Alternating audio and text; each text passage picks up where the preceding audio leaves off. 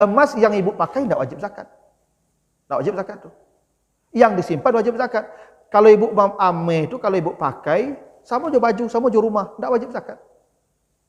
Ibu kalau tidak mau berzakat, tidak apa-apa, pakai ame ibu sadonya sampai kuning badan ibu tuh, ya kan? Pakailah. Tapi tidak boleh buka noh. Ya kecuali darurat saja. Tapi kalau ibu pakai ame hanya untuk pai baralik, untuk pai arisan, untuk pai pulang kampung, karena ibu kalau pulang kampung kan wajib bame. Enggak. Kok standar orang sukses kalau di kampung kadang-kadang amenya, Pak. Makanya ibu-ibu kan kalau pulang kampung itu kan berpakai ame satu itu. Kok orang mencari katakan makanya langan baju ibu kadang supaya nampak jatuhnya kan. Itu gitu tuh. Ya. Memang kalau pulang kampung tak bame, tak sukses ibu. Ambo pada terkajut lu ibu. Jadi waktu pulang kampung waktu baru, ya kan? Pulang kampung, jurang rumah tu mintua ko mungkin kan orang kampung lo menyebui. Cik mintua yang produksi itu, laki dosen pegawai pakai ame pulang. Gitu tu Pak. Terkajut harus pakai ame lo pulang gitu ya cuma. Makanya setiap pulang gini bapak suruh pakai ame di rumah bapak ibu. Assalamualaikum warahmatullahi wabarakatuh. Alhamdulillahi rabbil alamin. Assalatu wassalamu ala asrafil anbiya'i wal mursalin wa ala alihi wa ashabihi ajmain. Bapak, ibu-ibu, kaum muslimin, jamaah subuh yang dimuliakan Allah, kembali kita bersyukur pada Allah atas segala karunia-Nya. Salawat dan salam untuk Nabi kita Muhammad sallallahu alaihi wasallam. Bapak Ibu yang saya muliakan, pagi ini kita akan bahas surat At-Taubah, surat yang ke-9 ayat 34 dan 35. Kita baca ayatnya. A'udzubillahi minasyaitonirrajim. Ya ayyuhallazina amanu inna katsiran minal ahbari warruhbani la ya'kuluna amwalan nasi bil batili wa yasudduna an sabilillahi wallazina yaknizuna az-zahaba wal fiddah wa la yunfiqunaha fi sabilillah fabashshirhum bi'azabin alim. Yauma yuhma 'alaiha fi nari jahannam fatukwa biha jibahuhum wa junubuhum wa zuhuruhum hadza ma kanastum li anfusikum fazuqu ma kuntum taknizun. Artinya, hai orang-orang yang beriman, sesungguhnya kebanyakan daripada pemuka-pemuka agama, ini disebut dengan al-ahbar war ruhban, ini pemuka agama Yahudi dan Nasrani. Mereka memakan harta manusia dengan jalan yang batil. Dan orang-orang yang menyimpan emas dan tidak menginfakkannya di jalan Allah, tidak mengeluarkan haknya, zakatnya, sedekahnya, maka berikan mereka kabar gembira dengan azab yang pedih. Apa kabar gembira azab yang pedih itu? Di samping azab neraka, semua harta yang diambilnya, yang disimpannya itu akan dijadikan besi dan dibakar di dalam neraka jahanam sampai menyala. Maka digosokkan ke wajahnya, ke rusuknya dan ke punggungnya. Kata Allah, inilah yang kalian simpan dulu dan rasakanlah apa yang kalian simpan ini. Itu artinya surah At-Taubah ayat 34, 35. Jadi di ayat ini Bapak Ibu, Allah menjanjikan ada azab tambahan. Jadi ada nanti bonus azab bagi orang tertentu. Masuk neraka itu sudah tidak bisa terbayangkan. Ya, di neraka itu tidak bisa dibayangkan betapa dahsyatnya azab itu. Ya, bahkan kata Allah kan, innaha tarmi bisyararin kal kasar. Neraka jahanam itu meledak-ledak. Ya, dia menerbangkan bunga-bunga api, kata Allah. Yang satu bunga api itu sebesar istana. Jadi satu bunga api yang terbang itu sebesar istana. Dan kata Nabi, yang paling dingin dari neraka jahanam itu bunga api itu, yang terbang sebesar istana itu. Bagaimana dinginnya api, bunga api jahanam itu? Kata Nabi, api di dunia ini itu juz'un min sab'ina nari jahanam, 1/70 panas dari bunga jahanam itu. Jadi api dunia yang paling panas nih Pak Ibu, kata Nabi 1/70 cuman dibandingkan bunga jahanam itu. Jadi bunga jahanam itu 70 kali lebih panas dari api dunia. Itu bunganya, Pak. Dan neraka jahanam itu kata Nabi dalam. Kalau dilemparkan batu sebesar onta dari atas jahanam itu 70 tahun baru sampai di bawah. Yang api di puncak itu, yang terbang itu 70 kali lebih panas dari api dunia. Bayangkan yang dalamnya tuh, Pak. Nah, ada orang-orang sudahlah di dasar jahanam, dapat lagi tambahan azab bonus. Apa bonus azabnya? Dapat setrika dari besi, hartanya yang dulu di dunia dijadikan besi oleh Allah, lalu dibakar lagi dalam jahanam itu, digosokkan ke seluruh badannya. Dan panasnya beda. Dan rasanya beda. Itu makanya bonus namanya. Karena berbeda dari api jahanam itu. Dan kata Allah, ada orang-orang nanti yang akan dapat tambahan azab. Disetrikakan ke seluruh badannya. Nanti Bapak Ibu kalau ingin mencubur, cari paku rumah beko, paku, tu bakar di kompor. Sampai paku tu merah tu gosokkan ke badan tu rasanya Bapak Ibu ya. Kalau ingin mencubur, bisa dicubur di dunia Bapak Ibu. Kalau ingin mencubur ya, kalau tangka-tangka aja dicubur lah. Nah, tapi begitu Bapak Ibu, ada orang-orang yang digosok Allah nanti itu dalam neraka jahanam itu. Siapa mereka? Ada dua. Satu, ya, orang-orang yang memakan harta orang lain secara batil. Nah, di sini disebutkan tokoh-tokoh agama, pendeta Yahudi dan pendeta Nasrani. Dulu Bapak Ibu, dan bukan hanya dulu sampai sekarang, yang paling mudah menipu manusia ini tokoh agama. Ya, sekarang ustadz lah. Ya, ustadz disuruh jamaahnya sedekah, tapi sedekah jamaah itu nanti ya kan hilang Bapak Ibu ya. Ada aja gitu tuh ustadz, investasi, diajak jamaah investasi Pak. Tapi kemudian hilang investasiku Pak.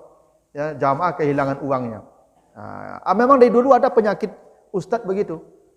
Makanya Allah sebut tokoh-tokoh agama, baik itu ahbar maupun rohban, kalau kita ustadz lah. Jadi memang ada orang-orang tertentu Bapak Ibu dari dulu yang memanfaatkan pengetahuannya untuk menipu jamaahnya, kira-kira gitu. Ya, jadi kalau ada ustadz Bapak Ibu yang mengicu jamaah, itu dari dulu penyakit itu Pak. Nah, gini dulu tuh. Tapi bukan hanya ustadz, semua orang yang memakan harta orang secara batil. Makanya Bapak Ibu kalau baca nanti di An-Nisa ayat 10 itu, innal ladzina ya'kuluna amwalal yatama zulman innama ya'kuluna fi butunihim nara wa sayasla sa'ira. Kalau ada orang makan harta orang secara zalim, jadi harta orang diambil bagian orang tidak dikasihkannya, kata Allah, di dunia dia makan api, di akhirat kekal dalam api. Itu ancamannya Bapak Ibu. Jadi kalau kamu ngambil harta orang, bukan harta kita, tidak dikasihkan bagian dia, kata Allah, di dunia makan api. Dia makan nasi, tapi makan api, kata Allah. Artinya hidupnya tidak akan pernah menemukan ketenangan, seperti di bara api setiap hari. Percayalah Bapak Ibu itu. 1 rupiah ya hak orang Bapak Ibu ambil, kata Allah, Ibu Bapak akan seperti bara api hidupnya. Tidak akan tenang, percayalah. Allah sudah janjikan begitu. Kalau ada orang mengambil harta orang lain secara zalim, maka dia makan api di dunia, kekal dalam api di akhirat. Itu buruknya tuh Pak. Ya. Nah, jadi yang pertama yang mendapat tambahan azab itu nanti orang yang mengambil harta orang lain secara batil, maka seluruh harta itu nanti yang diambil itu dijadikan besi, dibakar dalam jahanam dan digosokkan ke badannya. Allah janjikan begitu. Makanya Bapak Ibu, ya, takutlah kita mengambil hak orang. Karena azabnya tidak sederhana, tidak ringan. Neraka sudah pasti itu kata Allah. Gosokkannya ini nih. Tuh. Ditambah lagi bonusnya. Nah, itu yang pertama. Yang kedua, wallazina yaknizuna zahab, orang yang menyimpan emas. Ya, jadi kalau ada orang menyimpan emas dan tidak dia keluarkan haknya, zakatnya, itu nanti akan dibakar, digosokkan ke badannya seluruhnya itu. Ya. Kok banyak ibu-ibu kok mah? Ya, penyimpan ameh. Ya. Nah, jadi kalau ada ibu-ibu nyimpan ameh, ini memang begini Pak Ibu ya.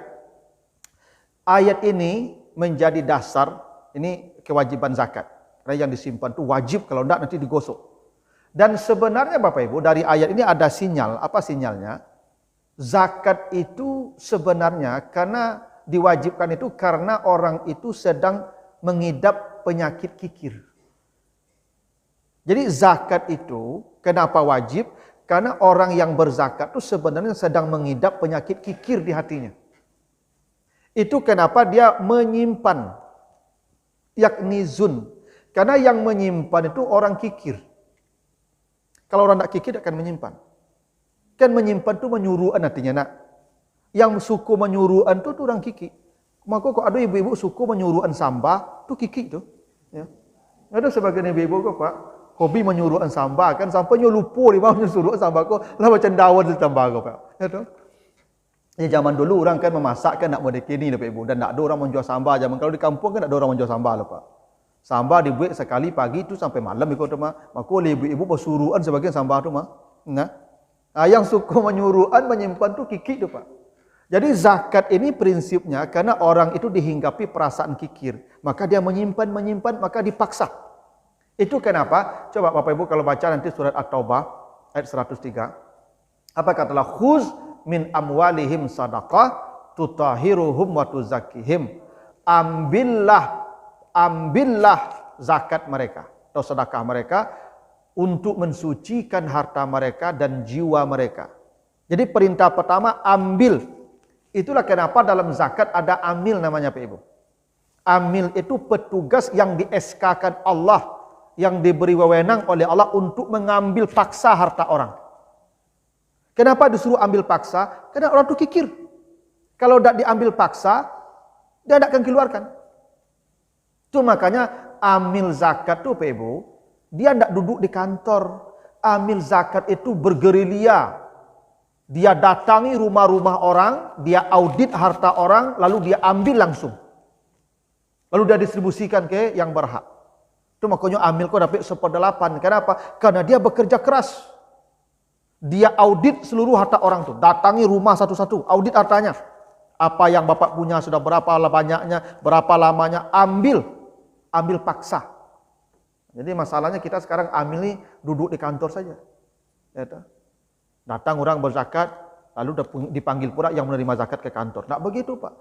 Amil itu ambil harta orang, antarkan ke tempat yang menerima. Itu makanya zakat itu wa'atuz zakat. Bukan bayarkan zakat itu, datangi penerima zakat itu. Makanya tak boleh zakat itu dipanggil orang ke rumah awak itu. Tak boleh. Karena perintahnya datangi, atu. Makanya ibu kalau kabar zakat, jangan dipanggil, Pak, Bu, ambo kabar zakat dah, japuitlah ke rumah kau ada zakat dah. Tak boleh begitu tu, Bu. Bapak ibu datangi orang itu. Karena menyuruh dia datang ke rumah kita tu menjadikan dia hina, pengemis. Yang wajib kita, kenapa disuruh dia ke rumah kita? Makanya perintah zakat tu atu zakah. Atu itu datangi, ata tu datangi dia. Jaga air mukanya dari mengemis, dari meminta, dari kehinaan. Kita datangi dia. Itu makanya amil itu tugasnya menjemput harta dari orang kaya, mengasihkan harta itu ke orang yang berhak. Itu maka dia dapat 1/8 itu. Ya, kenapa ada amil? Salat tidak ada amilnya. Tidak ada petugas yang menyuruh salat, tidak ada. Tidak ada haji juga tidak ada. Puasa juga tidak ada. Yang puasa yang tidak terserahlah. Tapi kalau zakat ada petugas. Bahkan di masa Abu Bakar As-Siddiq jadi khalifah, orang-orang yang menolak membayarkan zakat itu diperangi, dibunuh. Dikirim pasukan. Kalau ada suatu negeri banyak orang kaya tidak mau membayarkan zakat, mereka dikirim pasukan Abu Bakar bunuh orang yang tidak mau membayar zakat itu. Karena memang orang yang wajib orang kaya itu Ibu, sebenarnya karena dia kikir. Nah, itu alasannya kenapa zakat itu sebenarnya karena dia kikir. Jadi kalau Bapak Ibu berzakat sebenarnya ada kikir di hati kita. Orang kalau tidak kikir tidak akan berzakat. Dapat harta bagi nyambil untuk inyo kebutuhan inyo. Yang sisa bagi. Kita berzakat tu kena menumpuk-numpuk. Ya, kena menumpuk tu makanya zakat untuk orang kikir. Itu kenapa tujuan zakat tu mensucikan harta dan mensucikan jiwa. Dua. Tutahiruhum wa tuzakkihim. Karena harta Bapak Ibu kalau banyak pasti ada yang haram di dalam tu. Tak dapat endaklah. Ada sebuah pepatah bijak mengatakan bicara kalau terlalu banyak terselip bohongnya. Bapak Ibu kalau lah banyak mengecek tu jadi otak pikul itu. Nah, otak tu bohong tu, Pak. Ya. Tu maka kalau lah lama mengecek kan lah panjang nak sudah-sudahnya mengecek lah, kecek awak gadang otak. Nak gadang otak tu padutuh tu, Pak. Kalau banyak bicara, pasti bohong terselip. Harta kalau terlalu banyak, pasti yang haram terselip. Tidak bisa dihindari itu, Pak. Harta ini kalau terlalu banyak, yang haram itu pasti ada. Makanya disucikan dengan zakat. Dan mensucikan jiwa, karena orang yang berzakat itu kikir. Maka disucikan sifat kikir itu, dibersihkan, dikikis sifat kikir itu dengan zakat. Nah, jadi prinsipnya itu zakat itu karena orang kikir. Nah, kata Allah, yang wajib zakat itu apa? Yaknizun, yang disimpan-simpan. Makanya Bapak Ibu, Ibu-ibu kalau ya menyimpan ameh wajib zakat tuh. Kalau sampai nisabnya 85 gram itu banyak Bapak Ibu. Kalau 1 gram sejuta, 85 juta itu tidak sedikit uang itu. Makanya Bapak Ibu kalau yang menyimpan wajib zakat setiap tahun, wajib 2,5% dari total yang kita miliki. Sejak kapan sampai senisabnya? Misalnya begini, Ibu Bapak menyimpan ameh sampai senisabnya Februari ini.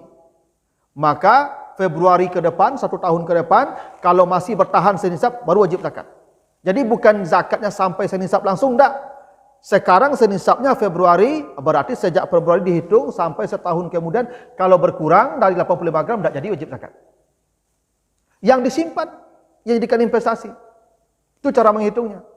Dan sebenarnya Bapak Ibu, kenapa emas disebutkan? Bukan hanya emas sebetulnya. Emas itu contoh, karena emas itu yang paling banyak disimpan sejak dulu, yang paling mudah menyimpannya. Makanya sekarang orang banyak menyimpan emas karena paling mudah menyimpannya, paling banyak disimpan. Karena harga juga stabil. Ya, kalau uang dia inflasi. Nah, sebenarnya bukan hanya emas, semua harta yang Bapak Ibu jadikan investasi, yaknizun, wajib zakat. Prinsipnya pada simpanan. Misalnya begini, Bapak Ibu ya lah punya oto, tu di Bali oto cek lai. Maka mobil yang kedua tu wajib zakat tu. Karena yang kedua tu bukan kebutuhan, bukan yang dipakai. Sama dengan emas, emas yang ibu pakai tidak wajib zakat. Tidak wajib zakat tu. Yang disimpan wajib zakat. Kalau ibu ame itu kalau ibu pakai, sama je baju, sama je rumah, tidak wajib zakat. Ibu kalau tidak mau berzakat, tidak apa-apa, pakai ame ibu sadonya. Sampai kuning badan ibu tu. Ya kan? Pakailah. Tapi tidak boleh buka lah. Ya, kecuali darurat saja. Tapi kalau ibu pakai ame hanya untuk pai baralik, untuk pai arisan, untuk pai pulang kampung. Karena ibu kalau pulang kampung kan wajib bame. Enggak. Kok standar orang sukses kalau di kampung kadang-kadang amenya, Pak. Makanya ibu-ibu kan kalau pulang kampung itu kan pakai ame satu itu. Kok orang mencari katakan makanya langan baju ibu gadang supaya nampak jatuhnya kan. Itu gitu tuh. Ya. Memang kalau pulang kampung tak bame, tak sukses ibu. Ambo pada takajui lu ibu. Jadi waktu pulang kampung, waktu itu baru, ya kan? Pulang kampung, jurang rumah, tu mintua aku mungkin karena orang kampung lo menyebui. Cik mintua yang produksi itu, laki dosen pegawai pakai ame pulang. Gitu Pak. Takajui harus pakai ame lo pulang gitu ya cuma. Makanya setiap pulang gini bapak suruh pakai ame di rumah bapak ibu. Kan itu setiap pulang kampung gitu aja Pak Ibu. Jadi setiap pulang kampung harus tampak bame di rumah aku Pak. Jadi kalau ada begitu, kalau ada ibu-ibu pulang kampung saya pakai ame-nya, itu wajib zakat tuh. Simpanan namanya itu. Yang tidak wajib zakat tuh kalau dipakai terus. Tidak wajib zakat tuh. Tapi kalau dipakainya hanya momen tertentu, tuh simpanan namanya tuh. Wajib zakat. Kalau sampai nisabnya 85 gram, totalnya semua. Termasuk mobil tadi, apa lah punya oto, tuh di Bali oto cek lah. Akan zakat tuh yang kedua tuh mah. Tidak kebutuhan tuh. Kena doa kita ni di rumah tuh 2 orang, tapi oto 3. Kecuali apa Bali oto cek lah untuk ibu pakai kerajo, joto lo nya atuh kebutuhan tidak wajib zakat. Ya. Tapi yang disimpan tadi wajib zakat tuh. Ya. Sama juga dengan kecuali oto tadi mungkin anak pergi kuliah je tu tidak wajib zakat. Ini tagak saya apa saya buat oto tu 2 tu nya nencik pergi ke kantor, kadang nencik pergi berburu, pergi kamar tu nencik tu kena zakat tu nak kebutuhan itu. Rumah juga begitu. Ibu lah punya rumah. Tu di Bali rumah cek lain. Rumah kedua tu kena zakat tu. Kalau tu simpanan namanya. Ya. Tapi kalau misalnya begini, saya bekerja di Bukit Tinggi, 3 hari di Bukit Tinggi, rumah di Padang, anak istri di Padang. 4 hari saya di Padang, 3 hari di Bukit Tinggi. Daripada ambo menyewa hotel di Bukit Tinggi setiap minggu, ambo balik rumah, ambo tempati di situ, itu tidak kena zakat itu. Kenapa? Kebutuhan pakaian namanya itu, tidak kena zakat. Ya. Jadi yang jadikan kebutuhan tidak kena zakat. Karena bisa jadi begini, ya kalau misalnya Pak kembali rumah, Cik Lai, harus ada penghuninya. Jadi Pak kalau kembali rumah baru, tambah orang rumah baru di situ. Itu tidak kena zakat itu Pak. Itu cara supaya tidak kena zakat. Jadi balik rumah baru, langsung orang rumah baru situ Pak. Itu tidak kena zakat tuh, kebutuhan. Tuh makanya ibu kok bertanya, Pak, itu pandai apa lah Bang Ecik? Ya kan, ikut supaya tidak kena zakat awak bu. Tapi aku tidak menyuruh apa-apa lah kan. Ikut cara supaya tidak kena zakat. Itu. Tapi kalau untuk simpanan, kena zakat tuh ibu. Ya, semua. Ya, apa balik tanah di bebas tuh misalnya. Itu tanah tuh dianggurkan. Tidak digarap, tidak dibikin usaha di situ. Maka tanah itu setiap tahun wajib zakat. Hitung total tanah itu nilainya. Sampai tidak 85 gram emas. Sampai karena itu 2,5% di total. Semua begitu Pak Ibu. Semua yang dijadikan simpanan. Ya. Semua Bapak Ibu, kalau ada Bapak Ibu, ya bukan hanya emas, semua. Makanya Bapak Ibu, ya hitung-hitung di rumah Bapak Ibu itu mana yang sifatnya pakaian kebutuhan, mana yang sifatnya yaitu investasi. Ya Bapak Ibu rekening di bank tuh kena zakat itu. Kalau sampai senisab. Ya. Apa Ibu yang deposito kena zakat tuh Bapak Ibu, tiap tahun tuh. Ya, 2,5% tuh. Karena prinsipnya simpanan. Semua yang jadikan simpanan. Kecuali istri simpanan, ya kecuali itu ya. Semua yang jadi simpanan itu wajib zakat, Pak. Wajib zakat ya.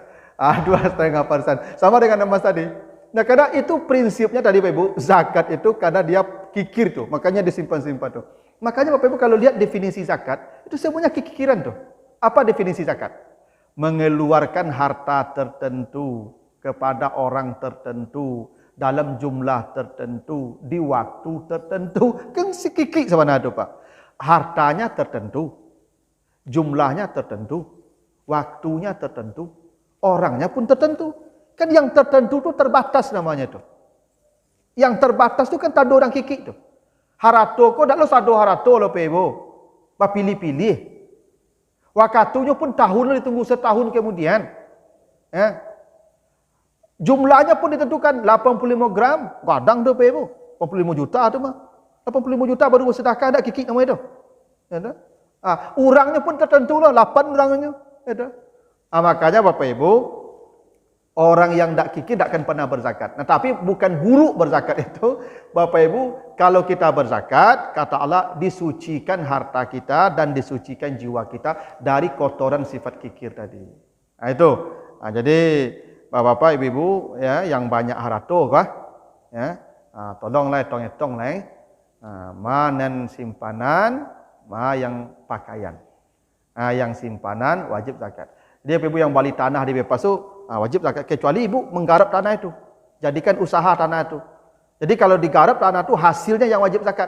Kalau sampai senisab, yang tanahnya enggak. Sama dengan kontrakkan, ibu bapak kalau balik tanah itu dibikin kontrakkan. Kontrakkan itu hasilnya yang wajib zakat, yang tanahnya enggak, yang kontrakkannya enggak, hasilnya kalau sampai senisab. Begitu. Itu ya prinsip wajib zakat. Begitu Pak Ibu, ya, maksud dari ayat 34 35 surah At-Taubah ini. Ada pertanyaan Bapak Ibu sampai sini? Ya, Ibu. Hasil kontrakkan. Ibu berapa punya kontrakan? Berapa ya kontrakan per bulan? Nanti dihitung di akhir tahun. Sampai tak 85 gram emas penghasilannya. Ya. Kalau sampai iya. Kalau tidak sampai tidak. Kan biasanya ada orang kontrakkan per bulan, ada kontrakkan per tahun. Ya kan? Kalau yang kontrakkan per bulan ibu catat. Berapa per bulan sampai nanti misalnya begini. Ibu biasanya kalau zakat Ramadan. Di Ramadan tuh ibu audit penghasilan itu. Kalau penghasilan kontrakkan ibu Ramadan depan sampai 85 gram emas nilainya, berapa emas ketika itu saat dihitung. Jadi nilainya saat dihitung. Sama dengan tanah tadi, wajib zakat saat dihitung. Jadi misalnya begini, tanah ibu nilainya 100 juta, berarti satu nisab. Nah setelah setahun, itu kali 2,5% dari 100 juta. Jadi wajib zakat itu ada tiga. Satu, nisab, harus sampai senisab. Kadang bisa jadi begini, ibu menyimpan emas sampai 100 gram. Udah setahun, di bulan ke-11 setelah satu nisab tadi, mungkin bulan Ramadan ibu mengeluarkan zakat. Ternyata bulan Sa'ban dipinjam dusana, dipinjam adik ya sebanyak 20 gram. Berarti kan tinggal 80 itu. Kau tidak wajib zakat. Karena yang dipinjam orang itu bukan milik kita. Syarat zakat itu bukan hanya senisab, milik sempurna dan sampai setahun milik sempurna itu. Bisa jadi menjelang penghitungan zakat milik ibu berkurang. Tak milik sempurnanya dah dipinjam orang. Yang dipinjam orang belum tentu balik lagi. Belum tentu kembali. Kau nak nyobai berarti kan tak milik kita lagi itu. Atau bisa jadi yang di rekening ibu tu, yang disimpan tu tak pakai karena kebutuhan. Tu ya tak jadi zakat tu. Kalau tak sampai senisab. Makanya harus milik sempurna. Ya, sampai senisab. Makanya hasil kontrakkan itu dihitung di misalnya Ramadan. Ibu hitung sejak Ramadan sekarang sampai Ramadan depan, berapa kontrakkan itu ibu terima setahun. Sampai tidak 85 gram nilainya, udah zakat 2,5%. Tapi kalau tidak sampai, tidak usah. Tidak wajib zakat. Cuman, kalau bapak ibu ya ambil umumnya perintah Allah, nanti baca di Al-Baqarah 267. Ya, apa perintah Allah di Al-Baqarah 267? Ya ayyuhallazina amanu anfiqu min thayyibatim ma kasabtum wa mimma akhrajna lakum minal ardi. Hai orang yang beriman, infakkanlah semua hasil usahamu dan semua yang kami keluarkan, yang kami tumbuhkan dari bumi untukmu. Karena misalnya begini, zakat hasil pertanian hanya padi, hanya makanan pokok, yang di sana tuh korma, gandum, kalau kitanya beras.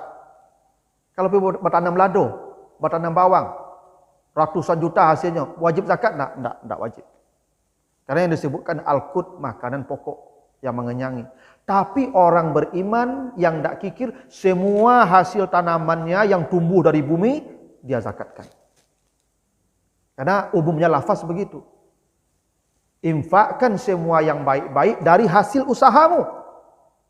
Itu makanya PNS memang ada zakat profesi. Karena hasil usaha.